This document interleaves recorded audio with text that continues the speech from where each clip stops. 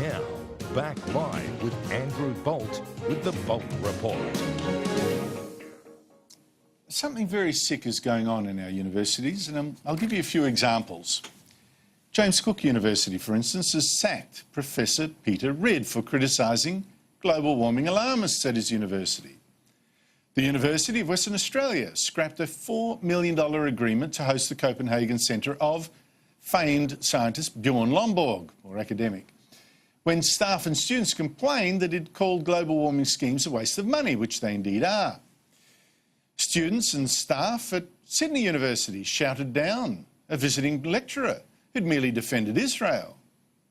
Students at the Queensland University of Technology, on the other hand, who complained about having an Aboriginal-only computer room at the university, they were sued by a staffer.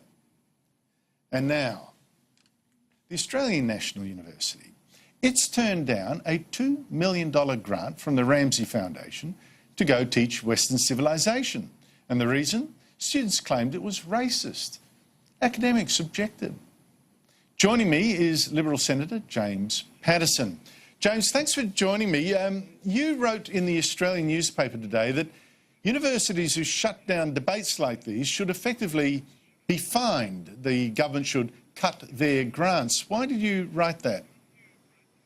Well, believe it or not, Andrew, in 2011, the Gillard government amended the higher education law in this country to have a requirement that universities at least have a policy that addresses academic freedom. And also, believe it or not, Andrew, only 8 out of our 42 higher education institutions actually have one. I don't think it's too much to ask when universities receive about $17 billion of taxpayers' money each year, that at the very least they have a policy which ensures that there's some academic freedom, some diversities of views and some freedom of speech on their campuses. Well, which of those examples I gave of universities or their students or staff cracking down on debate, which of them worried you most? Which of them drove you to write this piece today? Well, obviously there's been a lot of discussion about the Western Civilisation Centre at ANU and their back down from initially their interest in hosting it, and that is very troubling. But Andrew, I have to say actually it's the Professor Peter Ridd case at James Cook University that worries me the most.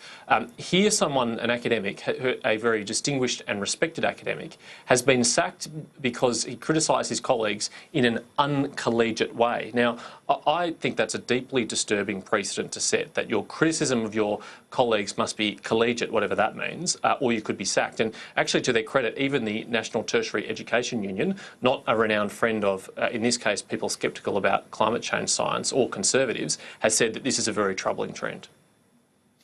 But, you know, there's a number of people that share this concern. I've seen now 3 ministers, government ministers, say that what James Cook University has done was bad. I've seen no action.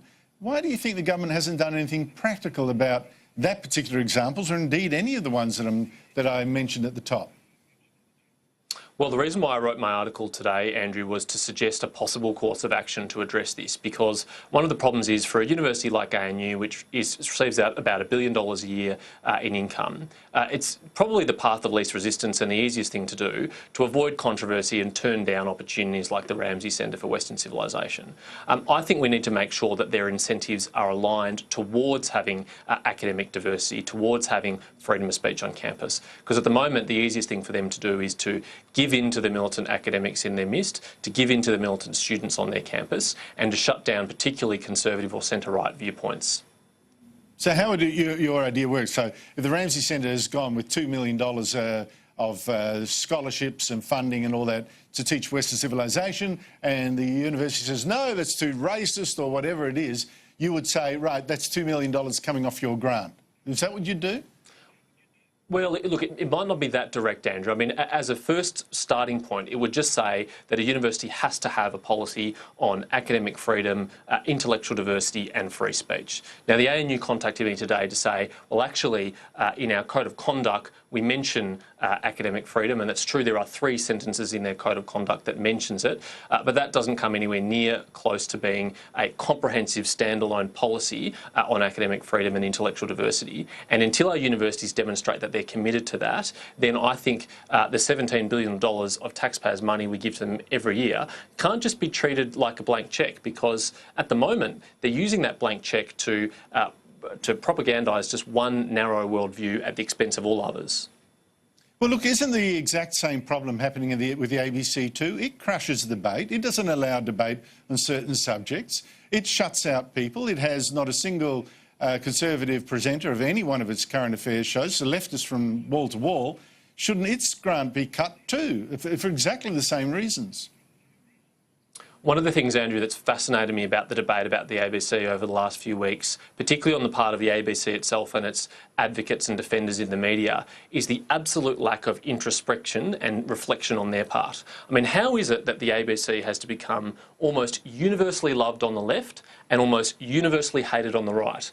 If you listen to the ABC and its defenders, it's got nothing to do with them at all. It's just a complete coincidence that the political left loves them and the political right hates them. I think it actually says something pretty profound about the way they've been running the ABC. But again, what should the government do about it? I mean, we have here a proposal by 2/3 of the Liberal Federal Council to sell the ABC. The government immediately says no, and most of the ministers refuse to even say what you've just said, that the ABC is biased to the gills. Well, Andrew, as the Prime Minister and the Communications Minister have clearly said today, the ABC will not be privatised, but that does not mean it should not be reformed. I think there's a very strong case for reforming it, and I think one of the places we could start is the Charter. One of the problems with the Charter is that it doesn't specify clearly enough that if we're going to be spending, in this case, $1 billion of taxpayers' money on a public broadcaster, that it really only should be in areas that aren't already catered to extensively by the private media. So I'm not convinced, for example, that ABC News 24 is necessary, a rolling news network, when we have Sky News, a private alternative already here today. The ABC should not be competing with private media with taxpayers' money. I think particularly on the internet is where it's eating the lunch of the left in that case. It's cannibalising the readership of The Guardian, the Sydney Morning Herald. Hey, listen, today's news poll, the government's again behind Labor for the 34th time straight. 48% to Labor's 52%. Why do you think that is? Well, Andrew, we are behind, but we are not that far behind. I mean, this is nowhere near the kind of leads that Kevin Rudd, for example, had over John Howard in the lead up to the 2007 election. If I was Bill Shorten, I wouldn't have much comfort at all, and I wouldn't be sleeping very well at all at night with such a small lead. I absolutely believe that we can bring that lead down, and we can in fact return to lead ourselves. It's going to require a couple of things, though.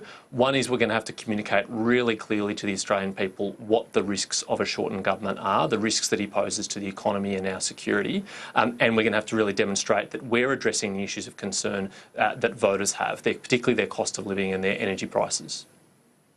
But you say that, but whatever you've been doing on that front for the last, what is it, nearly 20 months or something, has not worked. I mean, you've been behind in the polls for the best part of 2 years. So what is it you haven't done properly of that checklist you've just given me? Well, clearly we haven't done all of it properly, or not well enough yet. But Andrew, I'm optimistic because there's plenty of time yet until the next election. There's plenty of opportunity to make this case. And we know that Bill Shorten is a deeply unpopular and deeply distrusted Labor leader. We know that fundamentally when voters go into the polling booth and they're comparing the credentials of the two leaders of the parties, that Bill Shorten is going to come up really, really short. So we've got that opportunity, and I'm sure we'll take it. James Paterson, thank you so much for joining me. Thanks, Andrew.